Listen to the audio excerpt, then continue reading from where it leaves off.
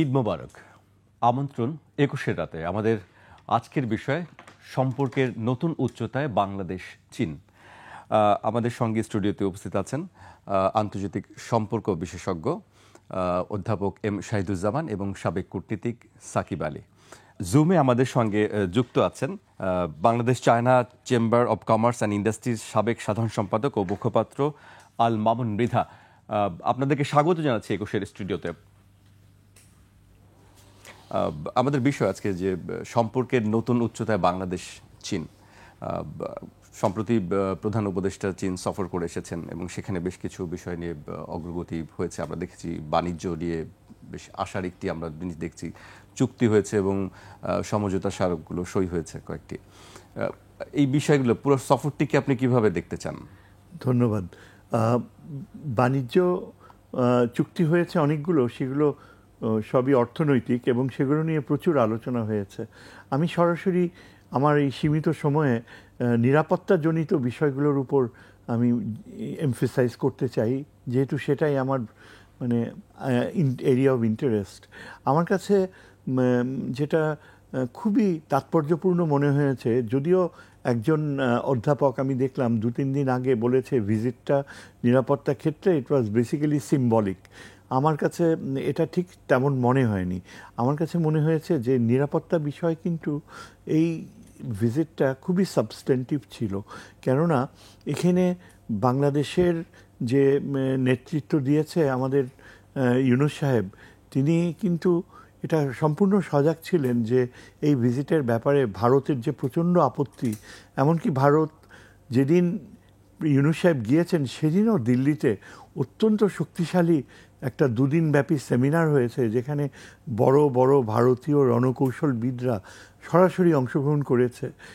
তাদের সামরিক বাহিনীর প্রধান এটাকে এত সিরিয়াসলি নিয়েছে যে একটা অসাধারণ ঘটনা ঘটেছিল। ঢাকায় ভারতীয় রাষ্ট্রদূত স্বয়ং দিল্লিতে যে তাদের সামরিক বাহিনী প্রধানের সাথে সাক্ষাৎ করেছেন। এইগুলো এই ডেভেলপমেন্টসগুলো আমাকে খুব নাড়া দিয়েছে এবং আমি বারবার যখন ইউনূস সাহেব ফিরে আসলেন সেখানে যেসব মেমোর্যান্ডামে যে কথাবার্তাগুলো বলা হয়েছে, সেখানে প্রথম দিন দেখলাম যে আমাদের নিরাপত্তা বিষয়ে চীনের সাথে বাংলাদেশের সামরিক সম্পর্কের ব্যাপারে কিছুই ছিল না। আর তাছাড়া আরেকটা জিনিস যেটা স্ট্রাইক করেছে, যে তার সাথে কোনো সামরিক বিশেষজ্ঞ বা সেনাবাহিনীর কোনো জেনারেল তার সাথে যায়নি, এমনকি পররাষ্ট্র সচিবও ছিল না, এমনকি তার নিরাপত্তা উপদেষ্টা লেফটেন্যান্ট জেনারেল হাফিজ তিনিও ছিলেন না। তো পুরো ব্যাপারটা খুব তাৎপর্যপূর্ণ মনে হয়েছে। এটা নিশ্চয়ই বলা যায় যে এটা মানে প্ল্যান্ড, এমন না যে নেগলেক্ট বা ইট ওয়াজ প্ল্যান্ড। এখন তখনই আমার মানে সার্চিং মাইন্ড, আমার মাইন্ডে যেই জিনিসগুলো রিফ্লেক্ট করলো যে তাহলে কি নিরাপত্তা বিষয়ে ভারতের যে কর্তৃত্ববাদী মনোভাব সেটাই কি প্রিভেইল করলো? ফরচুনেটলি পরের দিন যেই স্টেটমেন্টটা বের হয়ে আসলো চাইনিজ সোর্স থেকে, যে চীনের সরকার থেকে এটা বলা হলো যে বাংলাদেশের টেরিটোরিয়াল ইন্টিগ্রিটি বা আমাদের ভূমিগত একাত্মতা রক্ষা করতে চীন যথাযথ সহযোগিতা করবে, help to defend our country. সুতরাং এই অ্যাসপেক্টটা পড়েই তখন আমি নিশ্চিত হলাম যে এখানে একটা নিরাপত্তাজনিত একটা বড় ধরনের সহযোগিতার প্রক্রিয়া কাজ করেছে। তারপরেই জানতে পারলাম যে ইউনূস সাহেবের ডিসিশনে প্রায় 16টার মতো J-10 চাইনিজ এয়ারক্রাফট, নতুন প্রজন্মের এয়ারক্রাফট ক্রয় করা হচ্ছে। এটা একটা অত্যন্ত গুরুত্বপূর্ণ এবং আশাবাদী খবর, কেননা আমরা এটা জানি যে আমাদের বিমান বাহিনীর বিমানগুলো সবই প্রায় পুরনো হয়ে গিয়েছে এবং আমাদের এয়ার স্পেস ডিফেন্ড করাটা একটু কঠিন ছিল। বাংলাদেশের হাতে খুব বেশি মিসাইলস বা ড্রোনসও ছিল না। আশা করা যায় যে চীনের কাছ থেকে আমরা এয়ারক্রাফট পাবো, তারপর হয়তো ড্রোনস এবং মিসাইল প্রযুক্তির অনেক কিছু পাবো। এবং এটা আগে থেকেই স্পেকুলেট করা হয়েছে যে চীন বাংলাদেশকে তার সামরিক সামর্থ্য গড়ে তোলার জন্য শিল্প কারখানা গড়ে দিবে এবং আমরা অনেকাংশেই আমাদের মানে এই যে নিডসগুলো, আমাদের প্রয়োজনগুলো আমরা নিজেরাই মেটাতে পারবো। এ ব্যাপারে চীনের সহযোগিতা খুবই কাজে লাগে, কেননা আমরা দেখেছি অতীতে বেশ কয়েকটি মিত্র দেশে চীন এই ধরনের সহযোগিতা করেছে এবং সেই সব দেশগুলো কিন্তু নিজের পায়ে দাঁড়াতে পেরেছে। এখন আমাদের যে অর্থনৈতিক সহযোগিতার ধারা, তার পাশাপাশি আমরা মূল একটা প্রশ্ন হচ্ছে যে আমাদের যে সামরিক যে বাহিনীর যে বর্তমান যে প্রস্তুতি রয়েছে এবং যে কৌশলগত ধারণা রয়েছে, সেখানে চীন কত শীঘ্র এমনভাবে নিজেকে স্থাপনা করবে যে আমরা যাতে আমাদের আরেকটা গুরুত্বপূর্ণ মিত্র দেশ মার্কিন যুক্তরাষ্ট্র, যার সাথে আমাদের নিরাপত্তা সহযোগিতা রয়েছে, কাকতালীয়ভাবে ঠিক যেদিন ইউনূস সাহেব গেলেন সেদিনই কিন্তু মার্কিন প্যাসিফিক কমান্ডের উপমহা পরিচালক ডেপুটি কমান্ডার তিনি ঢাকায় এসে উপস্থিত হয়েছেন, সেনাপ্রধানের সাথে দেখা করেছেন। সাধারণত দেখা যায় যে বিভিন্ন আগেকার বছরগুলিতে এই ধরনের প্যাসিফিক কমান্ডার আসলে সাধারণত প্রধানমন্ত্রী বা যে ডিফেন্স মিনিস্টারের সাথে সাক্ষাৎ হয়। এখানে আমার মনে হয় এটা খুবই ইন্টারেস্টিং যে আমাদের ইউনূস সাহেব তিনি কিন্তু চীন সফরটাকে গুরুত্ব দিলেন এবং আমেরিকান কমান্ডার ইন্টারাক্ট করলো আমাদের সেনাবাহিনী প্রধানের সাথে।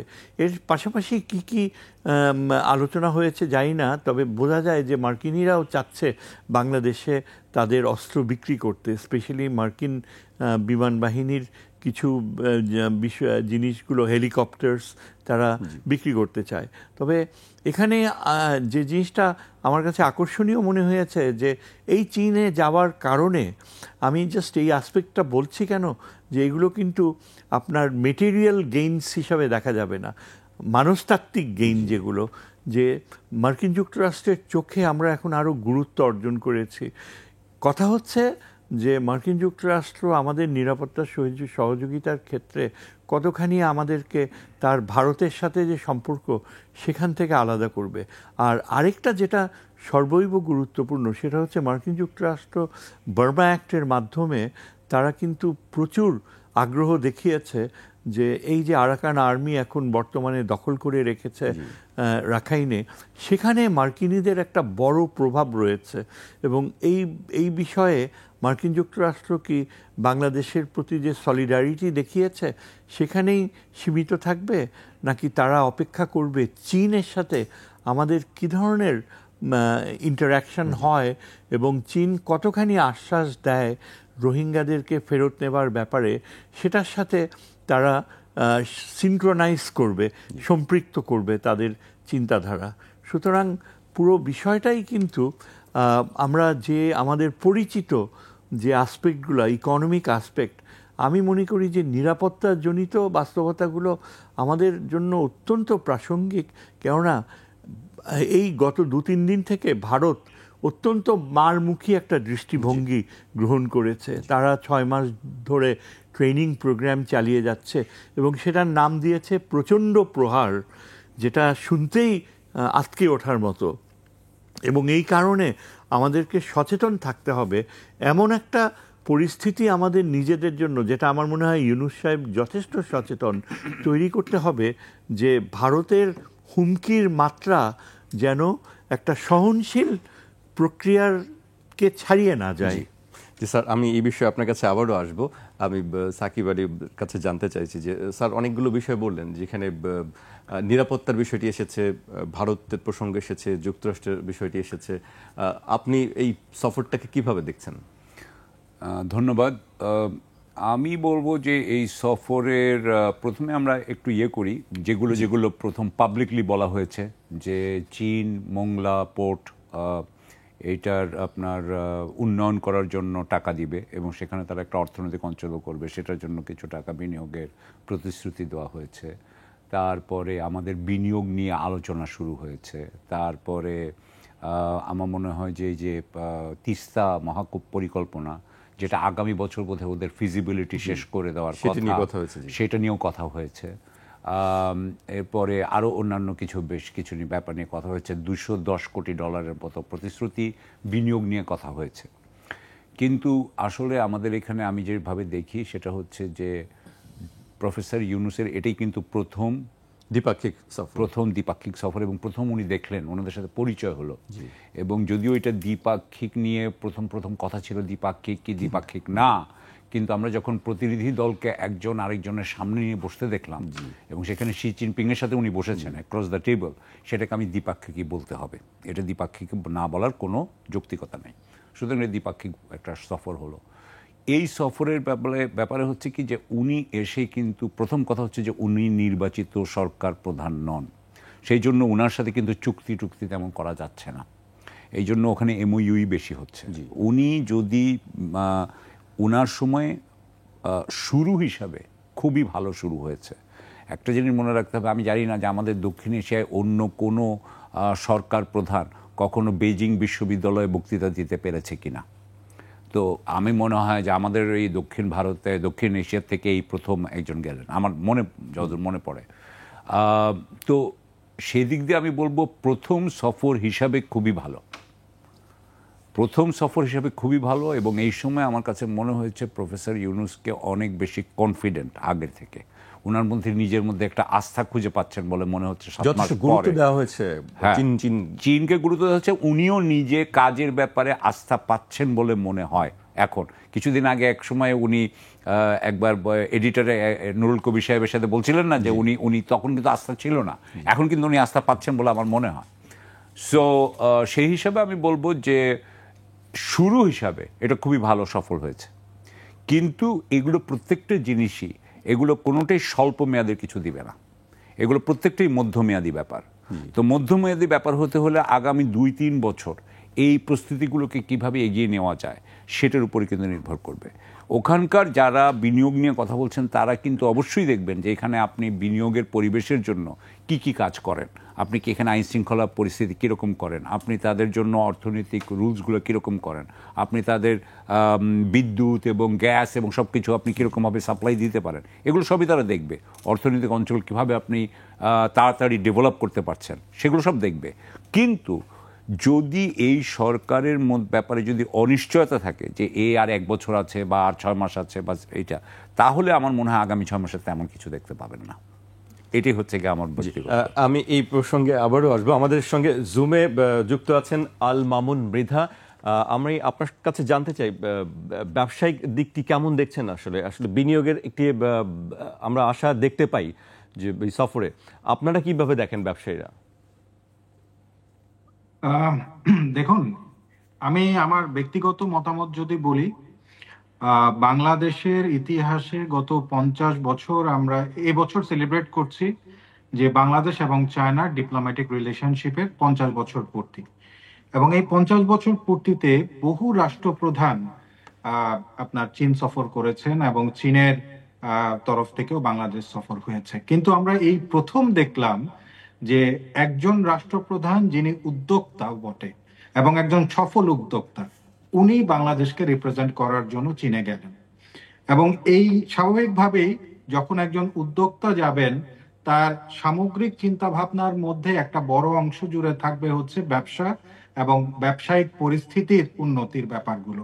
এবং আমরা কিন্তু মাননীয় প্রধান উপদেষ্টার যে প্রেস ব্রিফিং দেখছিলাম এবং সেখানে আমরা দেখছিলাম যে উনার প্রেস ব্রিফিং এর একটা বড় অংশ জুড়েই আপনার এই ব্যবসায়িক এবং দ্বিপাক্ষিক যে অর্থনৈতিক যোগাযোগগুলো আছে সেটা জুড়ে ছিল এই টপিকস গুলো।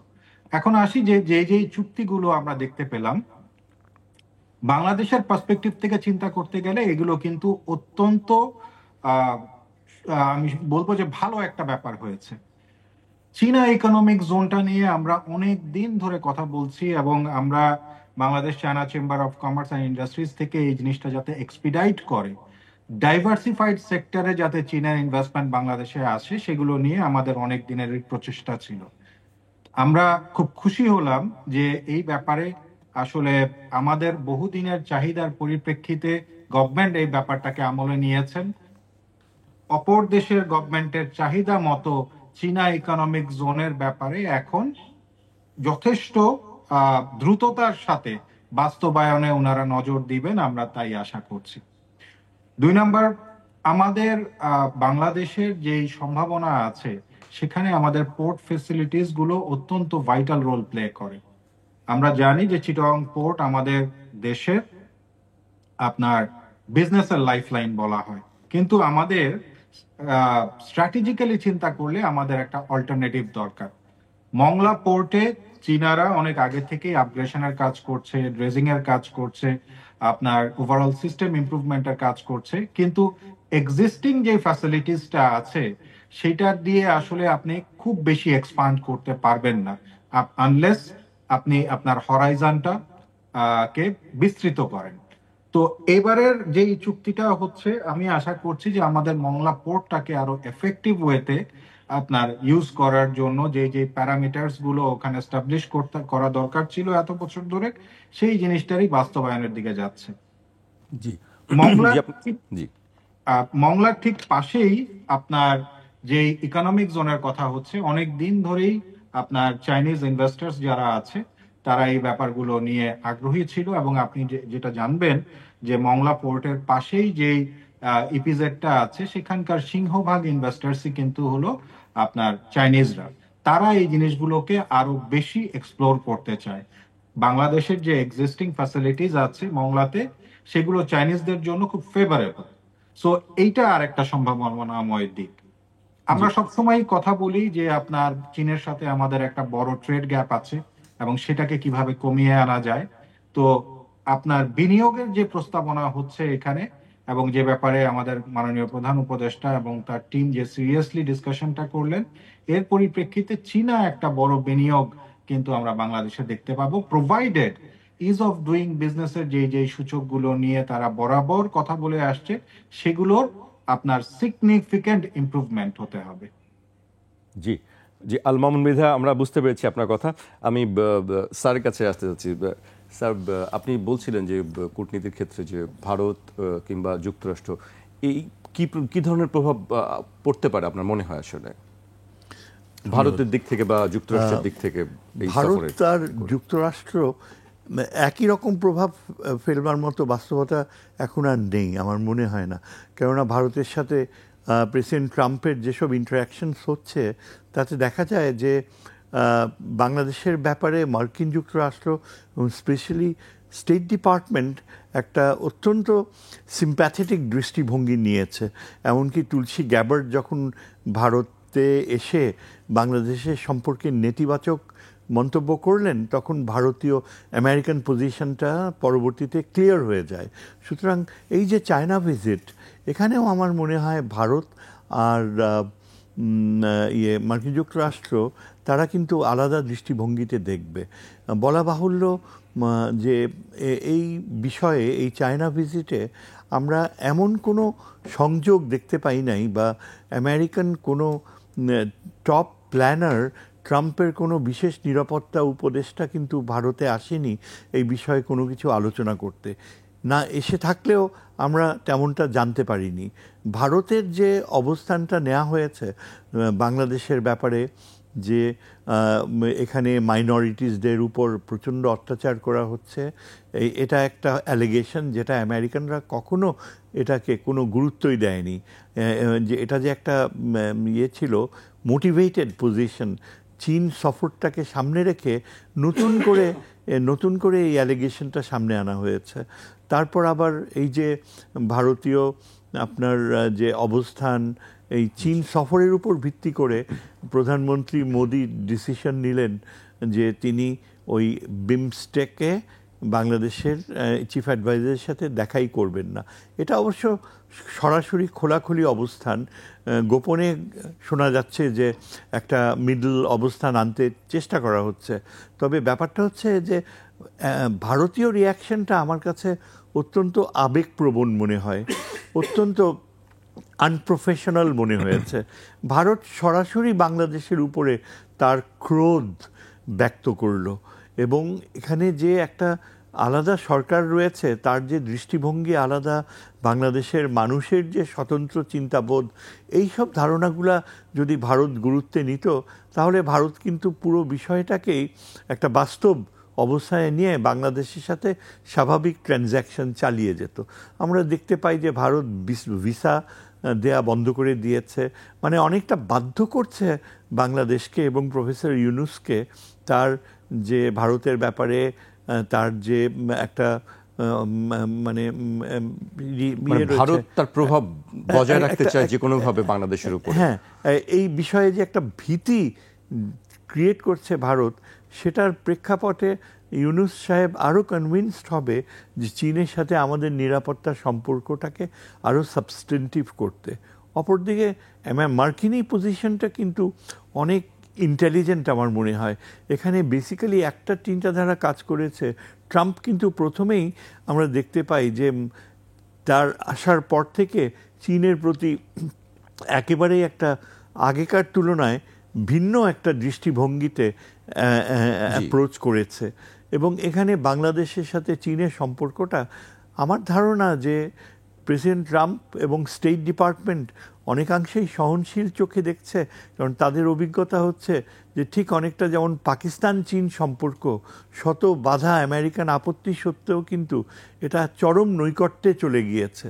এবং আমাদের জন্য একটা ইম্পর্ট্যান্ট মডেল হবে যে আমাদের সাথে চীনের সম্পর্কের ক্ষেত্রে আমরা যে নৈকট্য গড়ে তুলব, সেখানে মার্কিনিরা কিভাবে কতটুকু আমাদের এই সম্পর্কের মাত্রাকে পজিটিভলি দেখবে, সেক্ষেত্রে পাকিস্তানের অতীত অভিজ্ঞতাও হয়তো কাজে লাগবে।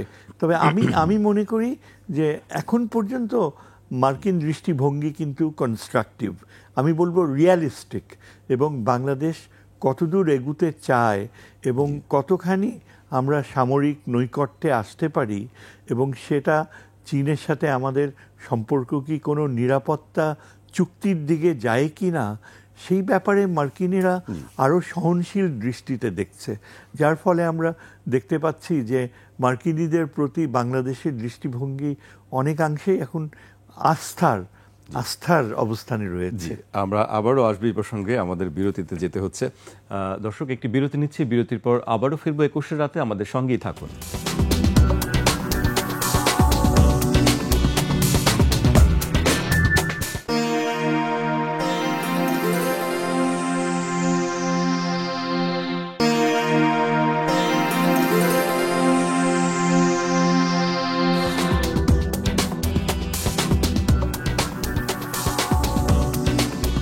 আবারও আমন্ত্রণ 21 রাতে।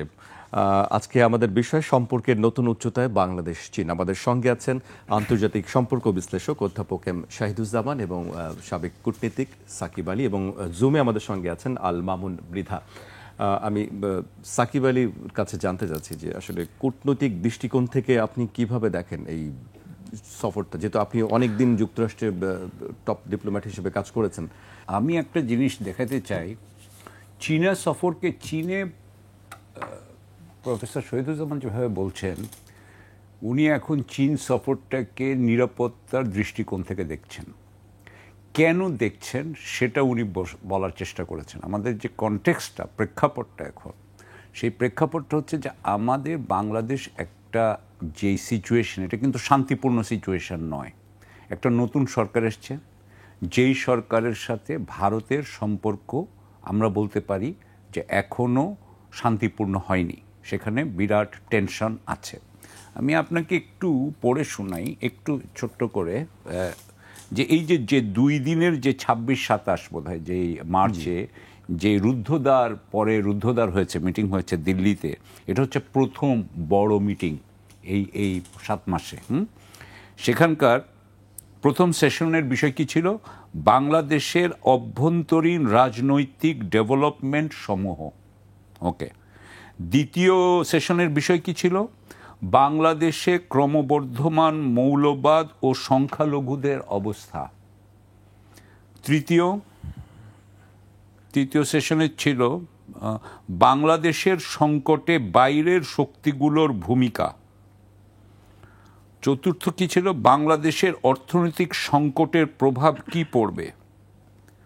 দ্বিতীয় দিনের আলোচনায় ছিল বাংলাদেশের প্রতিবেশীদের জন্য বর্ডার ম্যানেজমেন্ট। তারপরে ছিল বাংলাদেশের সংকটের সিকিউরিটি, নিরাপত্তাগত প্রভাব, সিকিউরিটি ইমপ্লিকেশন। তাহলে আমরা বুঝতে পারছি বাংলাদেশ নিয়ে ভারতের একটা কনসার্নের জায়গা। এখানে যে 6টা আমরা যে আইটেম, কোন আইটেম মিস হয়েছে? কোন আইটেম কিন্তু মিস হয়নি, প্রত্যেকটা জিনিস নিয়ে তারা দেখছে।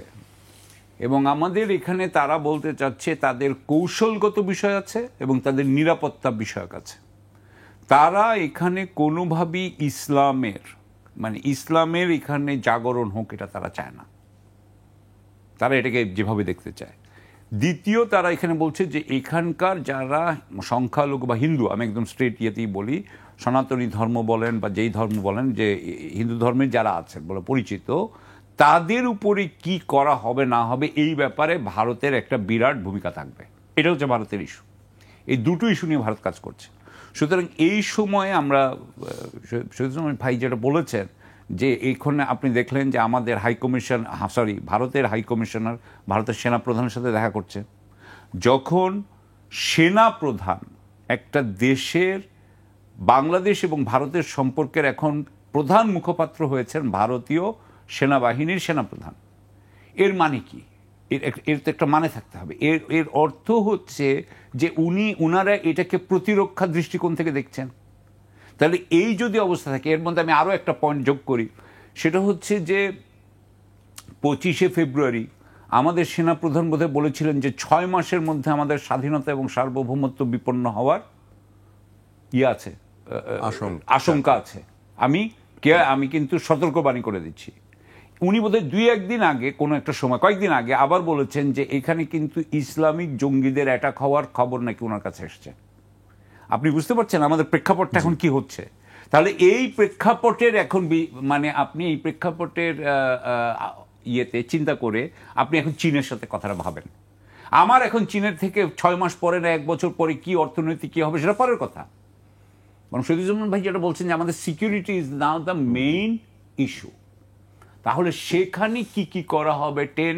10টা যে 10 এটা কতদিন পরে আসবে আমি সেটা জানি না। কি করা হবে, পেমেন্ট করা হবে, পেমেন্ট না পেলে হবে কিনা সেটাগুলো আমি জানি না। কিন্তু ঘটনা হচ্ছে আমাদের এই মুহূর্তেই আমি মনে করি আমাদের নিরাপত্তা বিষয়ে আমরা অত্যন্ত আশঙ্কাজনক অবস্থায় আছি। সুতরাং সেই হিসাবে এখন আমাদেরকে দেখতে হবে। ওকে স্যার, কি মনে করেন নিরাপত্তার বিষয়টি আবারও বললেন? এটা সত্যি একটা এখন বাস্তবতায় রূপ নিয়েছে এবং অনেকাংশে কিন্তু যেটা আরও বেশি ভীতিকর সেটা হচ্ছে যে আমাদের যে সামরিক নেতৃত্ব তারা কিন্তু এই বিষয়টা নিয়ে কখনো উত্থাপন করেনি যে ভারতীয় যে জেনারেলসরা, সামরিক বাহিনীর অত্যন্ত গুরুত্বপূর্ণ বিশারদরা, যাদের অনেকেই কিন্তু এই 26 আর 27 তারিখে দিল্লির এই আলোচনায় অংশগ্রহণ করেছে, তারা কিন্তু খোলাখুলি ভারতীয় মিডিয়াতে বলে আসছে একদম স্পেসিফিক ওয়েতে যে বাংলাদেশের উত্তরাংশের প্রায় 30 মাইল তারা বাংলাদেশের কাছ থেকে হয় আপোষের মাধ্যমে কিনে নেবে, এই ভাষা ইউজ করেছে। যে যদি আমেরিকা গ্রিনল্যান্ডে কিনতে চায়, পানামাতে তারা যদি দখল করতে চায়, তাহলে এটা খুবই সম্ভব। আমরা বন্ধুত্বপূর্ণভাবে বাংলাদেশকে বলবো বাংলাদেশের উপরে 30 মাইলের মতো জায়গা না নিলে তাদের নাকি শিলিগুড়ি করিডোরের নিরাপত্তা বিঘ্নিত হয়। এবং ইদানিং এই জেনারেলসরা এত প্রভাবশালী হয়ে গিয়েছে যে তারা এরকম মাত্রায়ও আলোচনা করছে যে বাংলাদেশ যদি আমাদের এই প্রস্তাবে রাজি না হয়, কেননা বাংলাদেশ কিন্তু তাদেরকে ওই বগুড়ার ভিতর দিয়ে একটা করিডোর করা, সেই বিষয়ে কিন্তু কোনো পজিটিভ উত্তর দেয়নি, এমনকি হাসিনার সময়ও দেয়নি। সুতরাং আর এখন তো বাংলাদেশ সবগুলো যে করিডোরের রাস্তা, তারা যে ট্রানজিট, সেগুলো সব আপাতত ক্যান্সেল করে দিয়েছে। এখন ভারতীয় জেনারেলদের ধারণা যে যদি কোনো ব্লিচক্রিগ অপারেশন, যেটা আমরা বলি লাইটেনিং স্পিড, প্রচণ্ড গতিতে তারা যদি এই 30 মাইলটা দখল করে নেয়, তাহলে এটার ইমপ্লিকেশন কি হবে, আন্তর্জাতিক ক্ষেত্রে ভারতকে কত মূল্য দিতে হবে এবং সেটা কিভাবে নিউট্রালাইজ করবে, এই পর্যায়ে তারা তাদের আলোচনাকে নিয়ে গিয়েছে।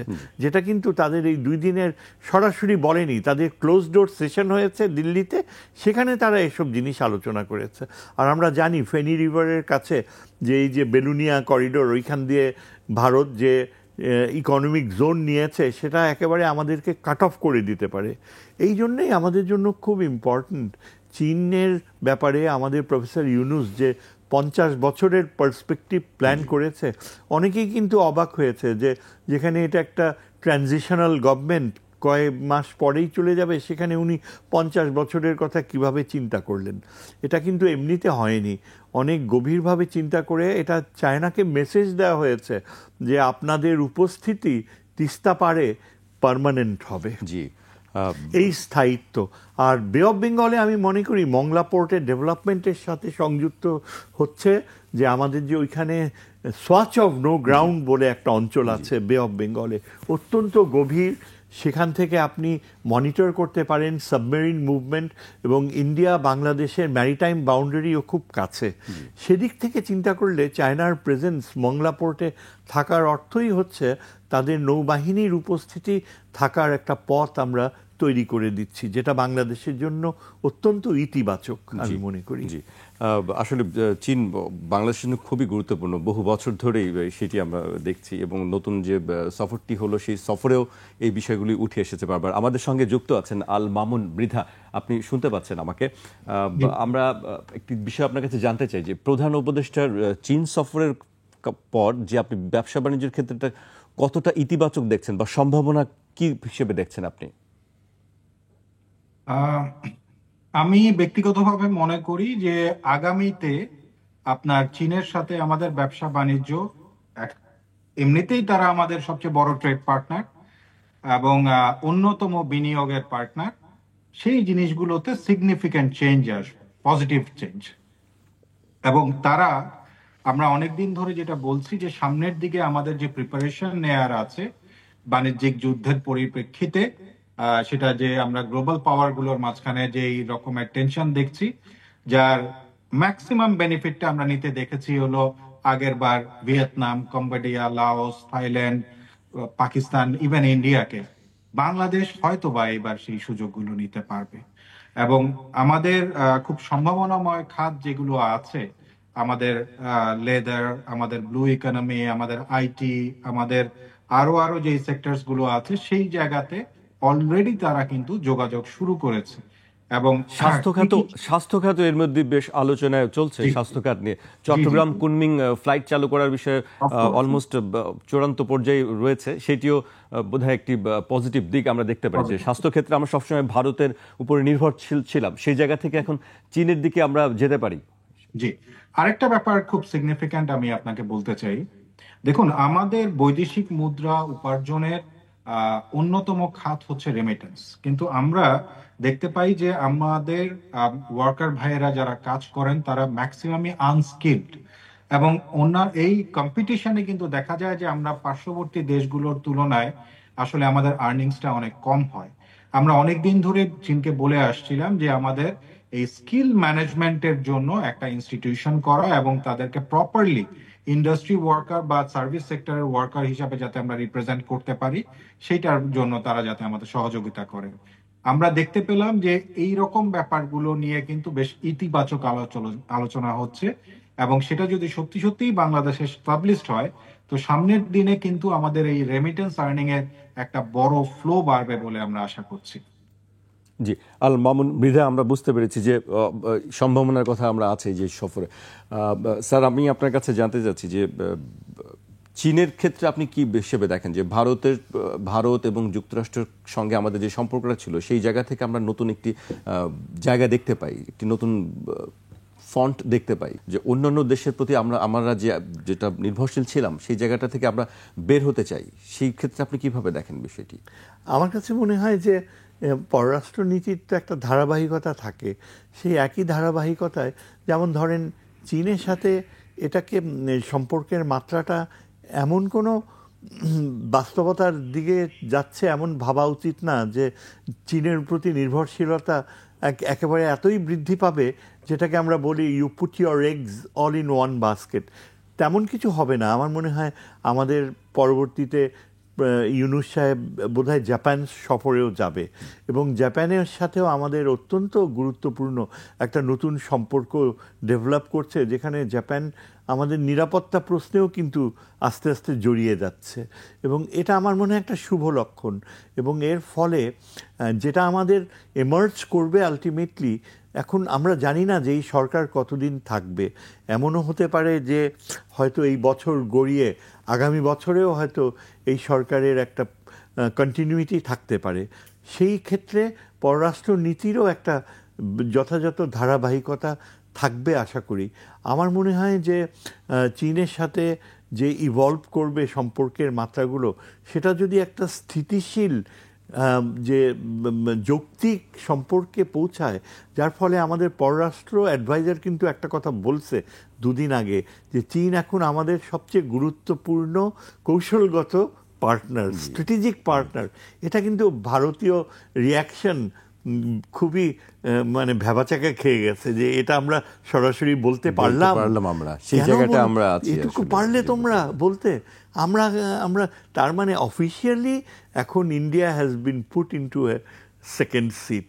সুতরাং চীনের সাথে যদি একটা স্টেডি রিলেশনশিপ হয়, আমার ধারণা যে তখনই কিন্তু ভারতের সাথে আমরা একটা সম্মানজনক সম্পর্কে অবতীর্ণ হব। কথা হচ্ছে যে ভারত এই সত্যটা কত সহজে বা কত সময়ে মেনে নেবে যে আমরা ভারতের উপর নিরাপত্তার ক্ষেত্রে একেবারে তাদের ক্লায়েন্ট হয়ে থাকা এটা সম্ভব না। ভারতের সাথে যে সম্পর্ক হবে সেটা সম্মানের সম্পর্ক, এবং চীন বা পাকিস্তান বা ইভেন আমেরিকা আমাদেরকে একটা নিবারক হিসাবে কাজ করবে।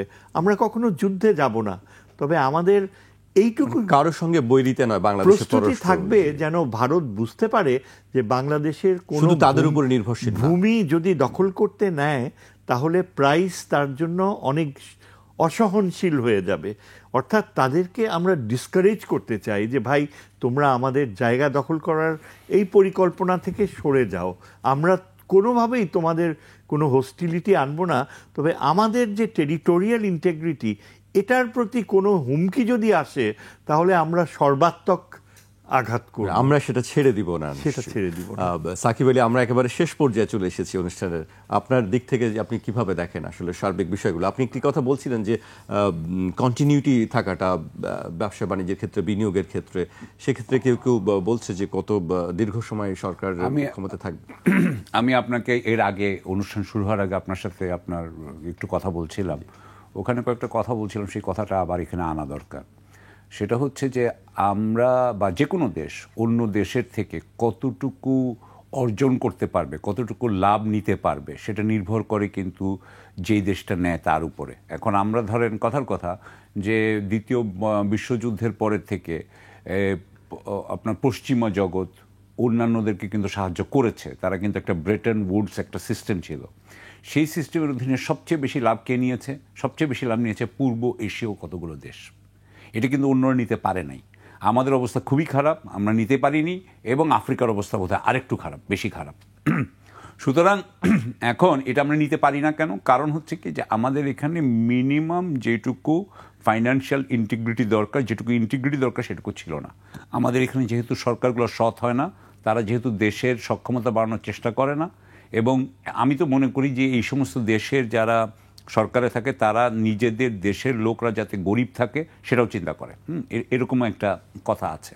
সুতরাং সেই দিক থেকে দেখতে হলে আমি যেভাবে চিন্তা করি যে আমরা এখন এই দেশ, এটা ডক্টর ইউনূস শুরু করছেন, কিন্তু আমরা যদি কয়েকদিন পরে আবারও যদি আগে যেরকম ছিল, যেমন শেখ হাসিনার সময় যেটা ছিল, শেখ হাসিনার সময় কি হয়তো উনি এক একটা দেখাতে বড় বড় একটা প্রকল্প নিতেন, যে প্রকল্পটা দেখাতে পারবেন এবং আসলে কিন্তু এটা চুরি, এবং ওখান থেকে অনেক চুরি করতে পারবেন, এবং এই প্রকল্পগুলোর কথা বলে উনি বলবেন এটা উন্নয়ন হচ্ছে, এবং অন্যান্য জায়গায় কিন্তু আমরা জানি যে বিশাল চুরি হইতো।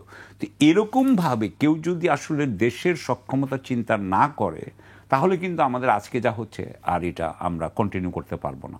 এটুকু বলি আমি আমার বলতে চাই যে এটি হচ্ছে আমার লাস্ট ইয়ে, সেটা হচ্ছে যে এটা জাস্ট শুরু হলো। যে জাপানে যাবেন প্রধান উপদেষ্টা, সেটাও আরেক ব্যাপার, কিন্তু আমাদের প্রবলেম যেটা হয়, আজকের থেকে প্রায় 5-6 বছর আগে একদিন জাপানিজ অ্যাম্বাসেডারের সাথে আমি বসেছিলাম ন্যাশনাল ডিফেন্স কলেজে। তখন আমাকে জাপানিজ অ্যাম্বাসেডার বলতেছে যে তোমরা আসলে মুখে মুখে বলো যে তোমরা বিনিয়োগ চাও, আসলে তোমরা বিনিয়োগ চাও না। তো আমি বললাম, কেন অ্যাম্বাসেডার, তুমি কেন এটা বলছো? তখন আমাকে বলছে যে জানো, আমাদের যে কোনো একটা জাপানি লোকের বাংলাদেশে একটা অ্যাকাউন্ট খুলতে হলে তার 18টা ডকুমেন্ট লাগে, বুঝতে পারছেন? এখন এগুলো কিন্তু ফান্ডামেন্টাল জিনিস। এই ফান্ডামেন্টাল জিনিস তো আমি আশা করব, হ্যাঁ, যে আমাদের যদি ওনারা নাও থাকেন, এইরকম গণতান্ত্রিক পরিবেশ হবে যাতে সত্যি সত্যি আমরা এই অর্জনটা নিতে পারি।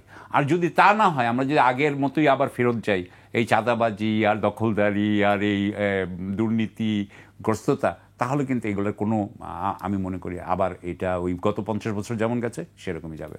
এটুকুই আমার শেষ কথা। স্যার, সংক্ষেপে যদি আমাদেরকে কিছু বলেন আপনার মতামত।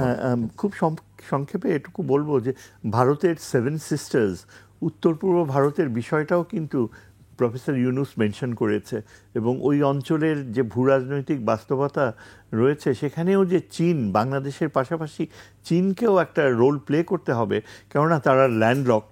এই বিষয়টা তুলে আনার ফলে আমরা বুঝতে পারছি যে আগামী দিনগুলোতে উত্তর পূর্ব ভারতের সাথে চীনের কী ধরনের একটা সম্পর্ক হবে, সেখানে বাংলাদেশ কিন্তু একটা পজিটিভ রোল প্লে করতে চায়। দুর্ভাগ্য যে ভারত এটাকে কোনোভাবেই একটা পজিটিভ ওয়েতে দেখেনি। ভারতের চোখে উত্তর পূর্ব ভারতের প্রসঙ্গ তোলাটাই অনেকাংশে একটা দূরভিসন্ধির দৃষ্টি, এটাই কিন্তু ভারতীয় মিডিয়াতে চলে এসছে। তো সেদিক থেকে চিন্তা করলে বিমস্টেকে আমার মনে হয় যদি কোনো কাকতালীয়ভাবে মোদির সাথে আমাদের ইউনুস সাহেবের দেখা হয়, সেখানে এই যে চীন ভিজিটটা, সেটা যে একটা বড়োভাবে প্রভাব ফেলবে মোদির সাথে ইয়ের আলোচনায়, এটা হয়তো আমরা সেই দিকটা চিন্তা করা যায়। সেটি আসলে সময় বলবে আসলে যে সামনের পরিস্থিতি কি হবে। আমাদের সঙ্গে আছেন আল মামুন মৃধা। আমি সংক্ষেপে আল মামুন মৃধার কাছে জানতে চাইছি যে আপনি সার্বিক অবস্থা কিভাবে দেখতে চান, খুব সংক্ষেপে আমাদেরকে বলবেন। দেখুন, গত 50 বছরের ডিপ্লোম্যাটিক রিলেশনশিপের যদি আমরা একটু অ্যানালাইসিস করি, চীন একজন অকৃত্রিম বন্ধুর মতো বরাবরই বাংলাদেশের যে কোনো ক্রাইসিসে বাংলাদেশের পাশে দাঁড়িয়েছে। এটার অনেক অনেক এক্সাম্পল আছে, সেটা প্রাকৃতিক দুর্যোগ হোক, সেটা অর্থনৈতিকভাবে বিভিন্ন সক্ষমতা বাড়ানোর দিকে হোক, আমাদেরকে এই জিনিসটা ধরে রাখতে হবে। আমি খুব আশাবাদী যে চীনের সাথে আমাদের যে এমইউগুলো হলো, কারণ একজন বন্ধু আরেকজন বন্ধুর জন্য তখনই করে যখন তাদের বন্ধুত্বের ঘনিষ্ঠতাটা সারা বিশ্বব্যাপী প্রমাণিত হয়। তো সেখানে একটা অন্যতম কিছু সফট এলিমেন্টস আছে, যেমন ধরেন ভাষা শিক্ষা, সংস্কৃতি এবং অন্যান্য ব্যাপারগুলো, সেগুলো বাংলাদেশে আরো ব্যাপকভাবে প্রচারিত হওয়া উচিত। ব্যবসা বাণিজ্য একটা পৃথিবীর সবচেয়ে বড় ফ্যাক্টর একটা দেশের সাথে আরেকটা দেশের সম্পর্ক নিয়ামকের ভিত্তিতে। তো সেই জিনিসটা যত বেশি বাড়বে, আমাদের সম্পর্কও তত বেশি বাড়বে। এবং আমরা সকলেই চাই বাংলাদেশ নিরাপদ থাকুক, বাংলাদেশের মানুষ সুখে থাকুক, এবং সেই ব্যাপারে চীনের মডেলস গুলো যদি বাংলাদেশ কিছুটা হলেও ফলো করে, তাহলে তারা তাদের দেশের জন্য যেভাবে এলিভেট করতে পেরেছে মানুষের দারিদ্রতা, নিজেদেরকে সিকিউর করতে পেরেছে বিভিন্ন পরাশক্তি থেকে, কারণ তাদের দেশের সাথে বহু দেশের বর্ডার আছে। সো আমাদের জন্য অনেক শিক্ষণীয় জিনিস আছে। সো আমরা যদি তাদের কাছ থেকে যথাযথভাবে ব্যাপারগুলো পরামর্শ পাই, সহযোগিতা পাই, শিক্ষা পাই, বাংলাদেশ হয়তো সামনের দিনে অনেকটাই সেফ অ্যান্ড সমৃদ্ধ থাকবে। জি, আমরা বুঝতে পেরেছি। আপনাকে অনেক ধন্যবাদ স্যার, আপনাকে অনেক ধন্যবাদ। আপনাকেও ধন্যবাদ জানাচ্ছি আমাদেরকে সময় দেওয়ার জন্য। আজ এখানেই শেষ করছি। আপনারা সবাই সুস্থ থাকুন, নিরাপদে থাকুন, আর 21-এর সঙ্গেই থাকুন।